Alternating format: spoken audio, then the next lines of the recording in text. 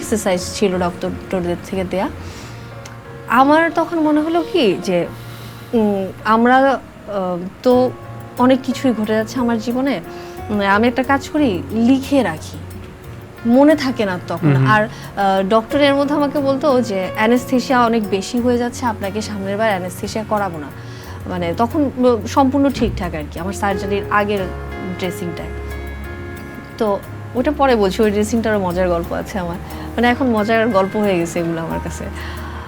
তো পরে হচ্ছে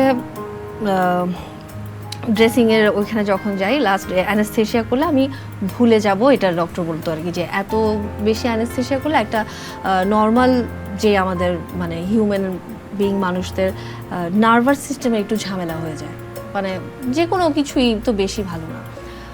তো ডক্টর যে আমাকে যখন বলে যে করাবো না আপনাকে অ্যানেস্থেশিয়া, তো আমি তো খুব ভয় পেয়ে যাই। তখন শুধু এতটুকু জায়গায় আমার ড্রেসিং করবে, এই জন্য ডক্টরের অ্যানেস্থেশিয়ার তো প্রয়োজন নেই।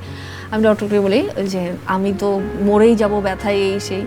তো আমি এখনও বলি, আমার ডক্টর সুহানা আরজু, উনি এত ভালো এবং মানে অনেক সুন্দরী ডাক্তার, আমার খুবই ওনাকে পছন্দ। উনি করলো কি, উনি আমার পছন্দের একটা গান গাচ্ছিল ড্রেসিং করার সময়। আমার হাত উনি ড্রেসিং করছে, উনি আকেলে হাম আকেলে তুম, আমির খান আর মনীষা কৈরালার গান গাচ্ছিল।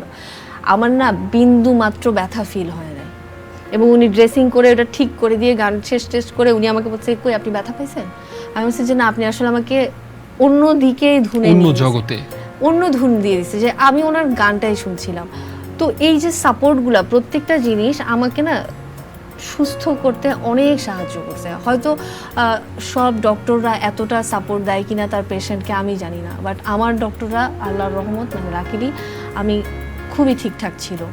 মানে আমাকে যথেষ্ট ওনারা সেবা করেছে, যথেষ্ট টেক কেয়ার করেছে, এবং আল্লাহর তো রহমত ছিল, আমার ফ্যামিলি মেম্বার সবার দোয়ায় জার্নিটা আমি মানে শেষ করে মার্চের 28 তারিখ, জানুয়ারির 28 তারিখ আমার অ্যাক্সিডেন্ট হয়, এবং মার্চের 28 তারিখ আমি বাসায় ব্যাক করি। এই যে নাম্বারগুলো, এগুলোও কিন্তু মানে হয়তো তোমার কাছে মনে হতে পারে যে অনেক বেশি আধ্যাত্মিক টাইপের কথা বলি এখন আমি, কিন্তু এইগুলো, এই নাম্বার কানেক্টগুলো না আমাদের লাইফের সাথেও কানেক্টেড। 28 এবং আমি যখন বার্ন হও তখন কি 28 ছিলে? 28, হ্যাঁ, মানে যেদিন বার্ন হই জানুয়ারি 28, ব্যাক করি মার্চের 28, এবং ঠিক সন্ধ্যার সময়, মানে যখন আমি যাচ্ছিলাম তখনও সন্ধ্যার সময়, আমি ব্যাক করছি সন্ধ্যার সময়। বাসায় এসে যখন আমি পাড়া দিই ঘরে, অনেক ধুলা পড়েছিল, পুরো 2 মাসে রাহাত একদিনের জন্য বাসায় আসে না এই হসপিটাল থেকে, ও হসপিটালে ছিল। মানে আমি যখন পাড়া দিই, আমি না কান্না করে দিছি তখন। এইটা আমি এখনও ফিল করলে আমার খুব মানে ভিতরটা একটু কেমন যেন লাগে, যে ওই ইমোশনটা না আমার কাছে একটু কেমন জানি ছিল, যে আমার ঘরটায় আমি আবার ফেরত আসছি, মানে রিলিজ পেয়ে যাওয়া, সুস্থ হয়ে গেছি। ওই জিনিসের চাইতে যখন আমি পাড়া দিছি আমার ঘরে, আমার মনে হচ্ছে আমি আমার ঘরটাতে ফেরত আসছি। আবার পাড়া দিলাম, আমার ঘরে প্রচুর গাছ, তো আমি দেখি যে অনেক গাছ এই 2 মাসে মারা গেছে, আবার অনেক গাছ যারা কিনা সারভাইভ করে গেছে।